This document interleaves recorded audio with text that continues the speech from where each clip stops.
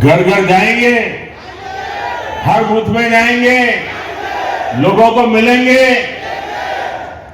कमल खिलाएंगे, ज्यादा से ज्यादा मतदान करवाएंगे, हर बूथ को जिताएंगे, भाजपा की सरकार बनाएंगे, आप दिन रात काम करेंगे। ये सभा बहुत बड़ी हो गई, दूर दूर लोग दिख रहे हैं। अब ऐसा तो नहीं होगा ना, अब तो हो गया, बस बढ़िया हो गया, चलो सो जाओ, ऐसा तो नहीं होगा ना? पक्का हर मतदाता कार्यकर्ता बनना चाहिए, हर मतदाता कार्यकर्ता बनना चाहिए, हर मतदाता कमल का पहरेगीर बनना चाहिए और हमें कमल को हर बूथ में जिता के आना चाहिए। जरूर करोगे काम, घर घर जाके करोगे, गांव गांव जाके करोगे। अच्छा, मेरा एक काम करोगे? है क्यों आवाज देरी हो गई? मेरा काम करोगे क्या? ये मेरा काम है, पर्सनल। करोगे? जरा हाथ ऊपर करके बताइए, करोगे? जरा पीछे आरवा, सबने हाथ ऊपर किया, पक्का करोगे?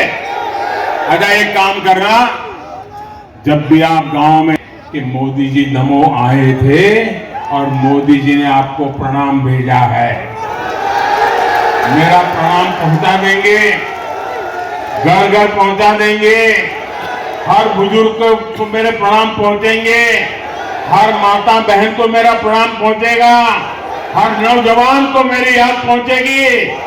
मेरे साथियों, जब उनको मेरा प्रणाम पहुंचता है ना, तो मन से वो मुझे आशीर्वाद देते हैं और उनके आशीर्वाद मेरी इतनी बड़ी ताकत होती, इतनी बड़ी ताकत होती है कि मुझे देश के लिए 2400 घंटे काम करने की हिम्मत और बहनों को उनके घर तक पाइप से पानी पहुंचाने की भी गारंटी दी है। बुंदेलखंड के 7 लाख से ज्यादा घरों में नल से जल की सुविधा मिल चुकी है। 3 दिसंबर को फिर भाजपा सरकार बनने के बाद इस काम को और तेज किया जाएगा। मेरे परिवारजनों, ये चुनाव सिर्फ विधायक चुनने के लिए नहीं है, ये चुनाव मध्य प्रदेश के विकास को नई दिशा देने के लिए है। खेती के क्षेत्र में मध्य प्रदेश ने अद्भुत प्रगति की है। बिना रिफाइनरी आने वाले समय में इस क्षेत्र में उद्योगों की बल देने वाली एक बहुत बड़ी शक्ति के रूप में बढ़ी। सतधरु परियोजना ने इस क्षेत्र में अलग अलग इंफ्रास्ट्रक्चर को बल मिला है। अब हमें एमपी को देश के टॉप 5 औद्योगिक राज्यों में मुझे उस स्थान पर पहुंचाना है, ताकि हमारे नौजवानों को यहीं पर अधिक से अधिक रोजगार मिले। ये तभी संभव है जब यहां ज्यादा से ज्यादा निवेश आएगा। ये तभी संभव है जब यहां पूर्ण बहुमत की भाजपा की डबल इंजन की सरकार फिर बनेगी। अगर यहां कदम कदम पर मोदी के काम को रोकने वाली सरकार होगी तो इससे एमपी पिछड़ जाएगा। इसलिए दमों है, वहां कांग्रेस ने कर क्या लिया? छत्तीसगढ़ में सट्टेबाजी है और राजस्थान में काले कारनामों की लाल डायरी है। सत्ता, सरकार, मुख्यमंत्री के कमरा और सट्टा, और सट्टेबाज कह रहा है मैंने मुख्यमंत्री को 500 करोड़ रुपया दिया है। क्या आप मध्य प्रदेश को ऐसा हाल करना चाहते हैं क्या? ऐसी बर्बादी चाहते हैं क्या? कांग्रेस का मतलब ही है बर्बादी की गारंटी। भाइयों, वहां की जनता इन्हें सबक सिखाने के लिए खुद सड़कों पर उतर आई है। कांग्रेस ने हिमाचल और कर्नाटका में भी झूठे वायदों की झड़ी लगा दी। कांग्रेस ने वहां चुनाव से पहले वादा किया था कि महिलाओं के खाते में पैसे डाले जाएंगे। माताएं बहनें आज भी इंतजार कर रही हैं कि उनका पैसा कब खाते में आएगा।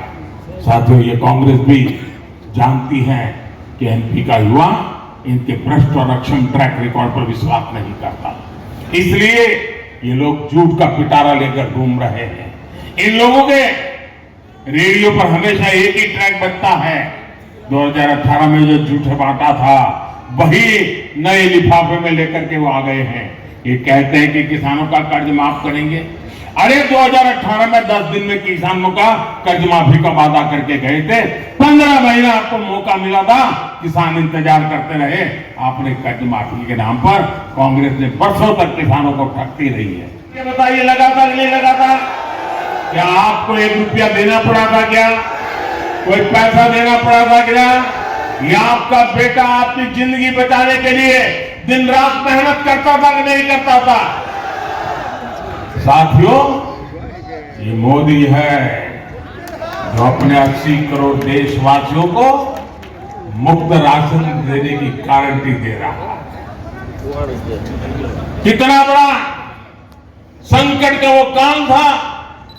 दुनिया भर के लोग परेशान थे, मौत मंडरा रही थी, कोरोना ने डरा कर रखा था, घर से काम पर जाना भी मुश्किल था।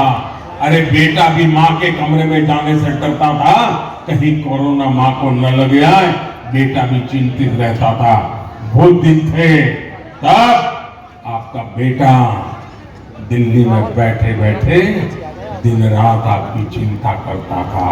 और इसलिए मैंने तय किया था, संकट कितना भी भयंकर क्यों ना आ जाए, मैं गरीब के घर का चूल्हा बुझने नहीं दूंगा। मैं किसी गरीब मां का बच्चा भूखा सोने नहीं दूंगा। मैं किसी के घर में भूख की आवाज सुनाई दे, वो दिन हिंदुस्तान में आने नहीं दूंगा।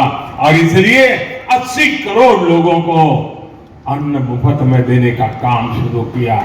भाइयों बहनों, राम मंदिर बनाया, ये तो याद है।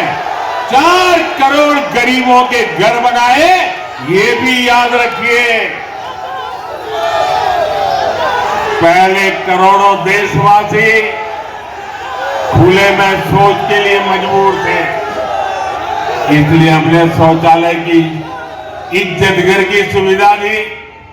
पहले प्रधानमंत्री जिन्होंने इस भारत देश को वापस मिलना चाहिए।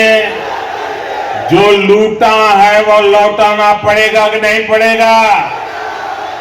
ये आपके आशीर्वाद है ना? मुझे यही आशीर्वाद मेरी ताकत है। मैं भ्रष्टाचार के खिलाफ लड़ाई लड़ने के लिए ही आपने मुझे इस सेवा के लिए जन्म दिया है।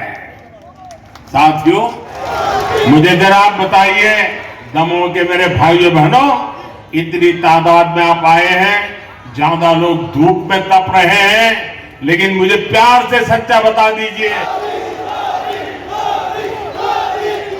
भारत माता की,